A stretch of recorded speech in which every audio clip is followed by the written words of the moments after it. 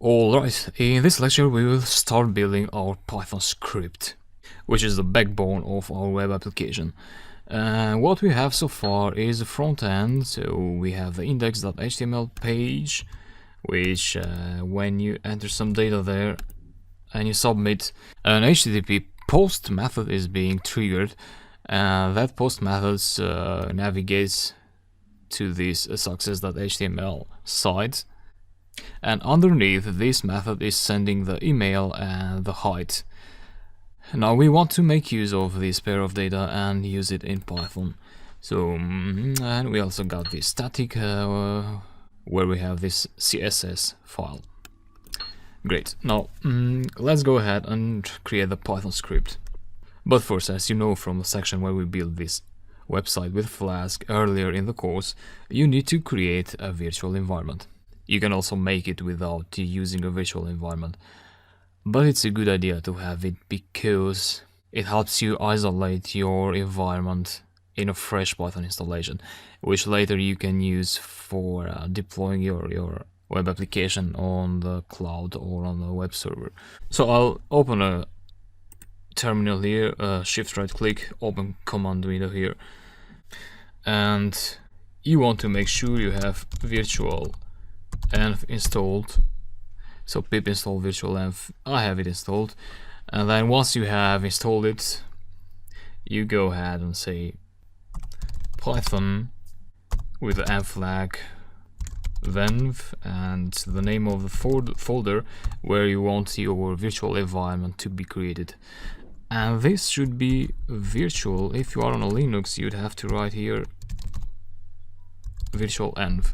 And I believe this should be virtual env on a Mac too. But on Windows, you write venv and virtual, the name of the folder. Yeah, that created an empty folder for now. Another folder is being populated with an installation of Python and pip as well. Yeah, that's done. So yeah, inside here, as you see, we have this scripts folder where you can find Python, so Python, and also pip. So that suggests that you can now, in your terminal, you can go ahead and point to the virtual folder, so virtual, and then script, and pip at the end, and then install Flask. So that's one way to do it. Which means you are using your virtual Python, the Python that you just installed with the virtual env, to install Flask. So Flask will be installed for your virtual environment. Or another way to do it, so we did this way when we built a website with Python. Now I want to show you another way, which goes by pointing to activate, which is here, activate, pointing to this bat file, and that will trigger your virtual environment in the console, which means if you just type Python now, that means the Python of your virtual environment will be triggered. So let me exit this. And similarly, when you run your Python Flask, you can do Python and the name of your app. Or you can do it the old way, like we used to do it, so virtual scripts and then /Python and then point to your app.py file. So some people use it explicitly without activating the environment, but some others just activate it and then they use that environment. Throughout these lectures, we'll be using this activate because I think will help us to be more focused on the main things and not think about passing paths there. And it's also good for me not to type this thing all the time while I'm talking. So I hope that is clear. So let me go ahead and do pip install Flask now. That was successful. And now I'll go ahead and open Atom. So make sure you open it in here. If you're using other editors, now you need to create a Python file in your main folder. So I'll call this app.py And so that's in the same level with templates, static, and the virtual folder. So what I'll do now is I'll think about the structure of my app.py file. I'll create these functions and also import the libraries that I need. And for now, let's only think about how to get the email address and the height entered by the user. So we need Flask, from Flask import Flask. We also want the render template method, which will render our HTML templates. And we also need request from Flask. And with requests, we will be able to access these HTTP requests that is being made from the browser.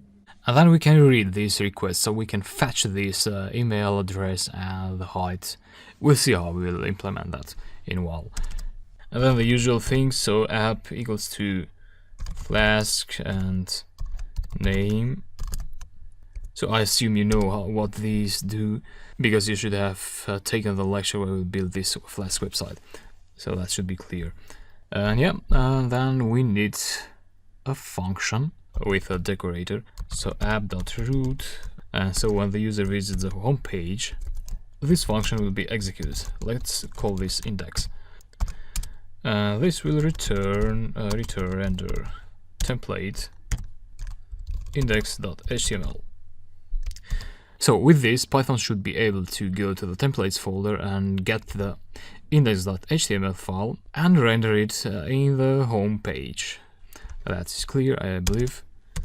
And yeah, we can test that, but first we need this block. So if name equals to main, which means if the script is being executed and not being imported, we'll execute these lines. So app.debug, we want to set it to true, and also app.run, we want to run the application in the default port. So if I don't give any port here, this application will run on port 5000. If you want to specify a port, you do something like 5001, for instance. I'll leave it empty. Yes, this should work now, so I'll go ahead and try this. And I'm using my computer terminal because the terminal embedded in Atom was having some bug at the moment. So it's the same thing, that shouldn't be a problem.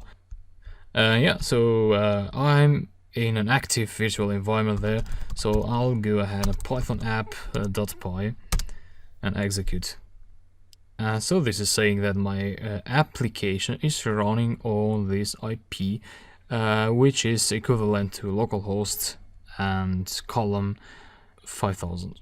So I'll trigger the browser now and go to localhost 5000. Yeah, here is the application. It looks pretty much done, but we're not there yet. We have quite a lot of things to do. So this is not even finding the success.html page. And it says the requested URL was not found on the server. And the reason to that is because this index.html, so when the user presses that button, this action is being executed.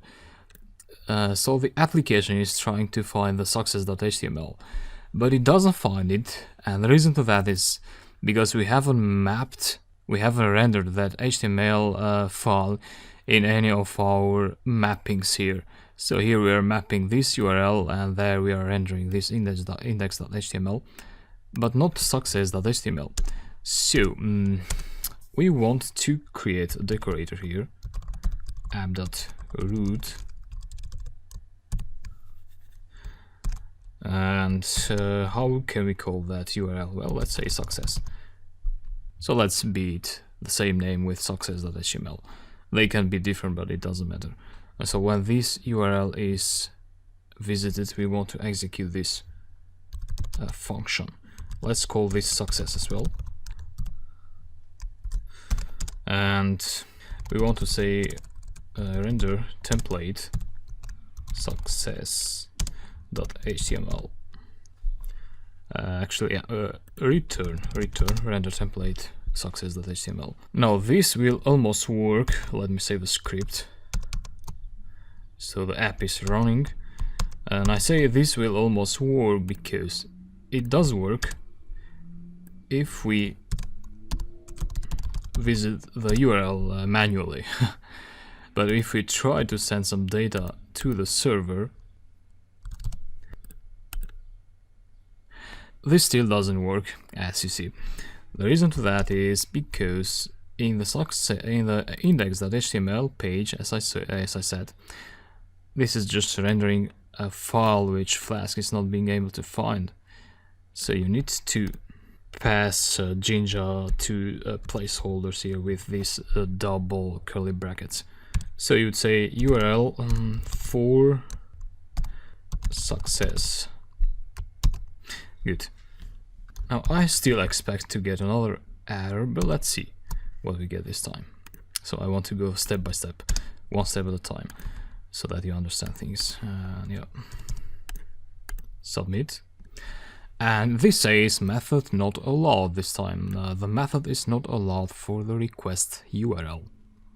So the URL was successfully requested, but the method is not allowed. So what method is this? Well, that would be a post method, but by default when you create these decorators here, these implicitly declare a get method. If you want to do a post method, you'd want to explicitly declare that as a list. So post. Save that, go again to your web page, submit, and success. Well, the routings are working correctly, but where are these email and height values? So they are being passed to the server as a post method, but we need to capture them. And to do that, we would capture them inside this success function.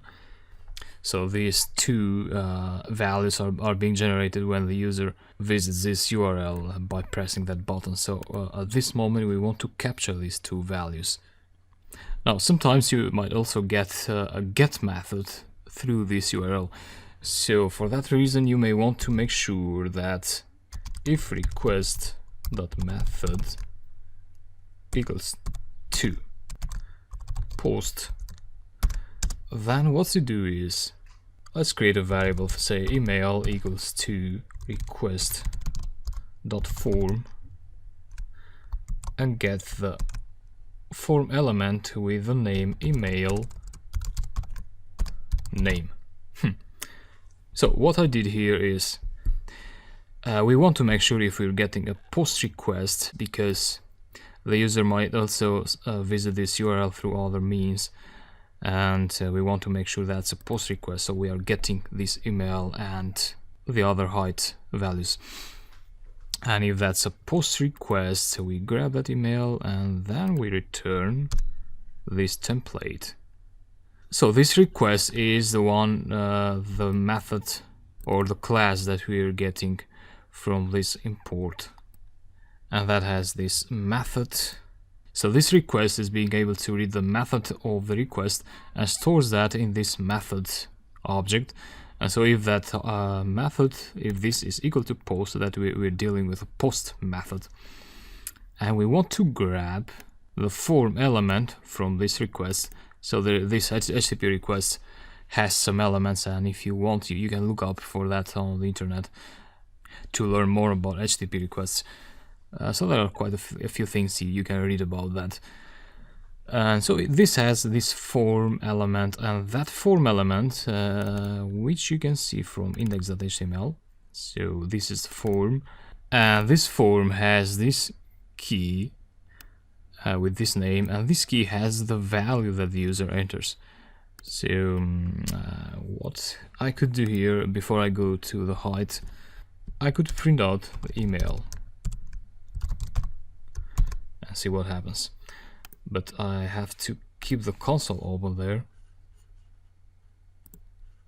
So here is a browser, and here is a console, because we will see the output, hopefully, printed out in the console. So here we go, and let me make a post request.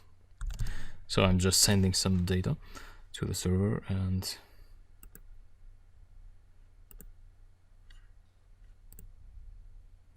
obviously this console was from another process that didn't have to do with what we're doing here. So this is the console I wanted to see.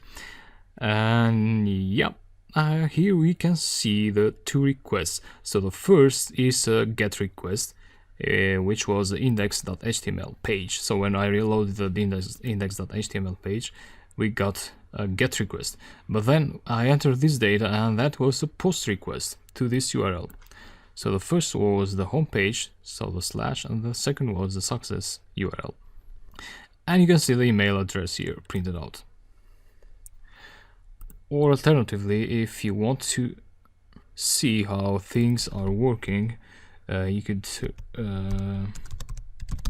print out the request.form. So let's do the same thing as we did. Yeah, submit this. As you see, this is something called an immutable multi-dict. So it's like a dictionary, and this is holding this data. So email name, the name of that input HTML tag, and then the height name and the value here. So when we do this here, that means we are accessing the value of this dictionary key. Good. Now we can do the same for height. So height request dot form and height name. Now, yeah, let's print them out, and height, just to make sure everything is working correctly. Yeah. Send them.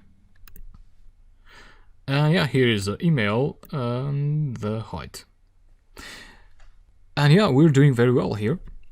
We were able to get these two pieces of data.